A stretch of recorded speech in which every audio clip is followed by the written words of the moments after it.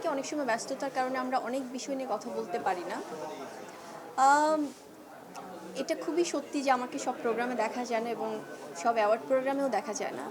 কারণ আমার মনে হয় কাজের স্বীকৃতি অনুযায়ী যখন সেটা প্রপারলি আমাকে সম্মানিত করা হবে, সেটা খুব লিমিটেড বা সেটা খুব গ্রহণযোগ্য যে প্রোগ্রামগুলো সবার কাছে, সেগুলোতে হয়তো আমাকে কখনো দেখা যাবে বা দেখা যায়।